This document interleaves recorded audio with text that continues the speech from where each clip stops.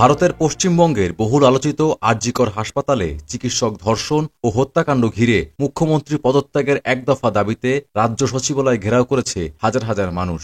মঙ্গলবার স্থানীয় সময় সকালের দিকে পশ্চিমবঙ্গের রাজ্য সচিবালয় অভিমুখে নবান্ন অভিযান শুরু করেছে শিক্ষার্থীদের অরাজনৈতিক সংগঠন পশ্চিমবঙ্গ ছাত্র সমাজ।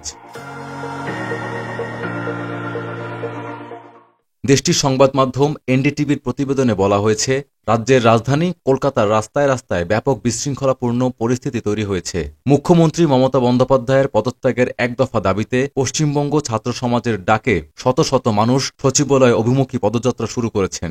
এ সময় বিক্ষোভকারীদের ছত্রভঙ্গ করে দেওয়ার লক্ষ্যে দাঙ্গা পুলিশ টিয়ার গ্যাসের শেল ও জলকামান ব্যবহার করে। বিক্ষোভকারীরা আইনশৃঙ্খলা বাহিনীকে লক্ষ্য করে পাল্টা ইট পাথর নিক্ষেপ করেছেন। আরজি কাণ্ডে দোষীদের শাস্তি দেওয়ার দাবিতে শুরু হওয়া বিক্ষোভ প্রতিবাদ এখন এক দফা দাবিতে রূপ নিয়েছে। বিক্ষোভকারীরা বলেছেন, মুখ্যমন্ত্রী মমতা বন্দ্যোপাধ্যায় রাজ্যের নারীদের নিরাপত্তা নিশ্চিতে ব্যর্থ হয়েছেন।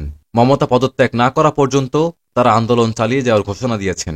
শিক্ষার্থীদের এই এক দফা দাবির আন্দোলনে সমর্থন দিয়েছে রাজ্যের বিরোধী দল ভারতীয় জনতা পার্টি, বিজেপি ও বামেরা। গত ৯ আগস্ট কলকাতার আরজিকর মেডিকেল কলেজ ও হাসপাতালে নারী চিকিৎসককে ধর্ষণের পর হত্যার ঘটনা নাড়িয়ে দেয় পুরো ভারতকে। এরপর থেকেই বিচারের দাবিতে বিক্ষোভ শুরু করে নানা শ্রেণী পেশার মানুষ।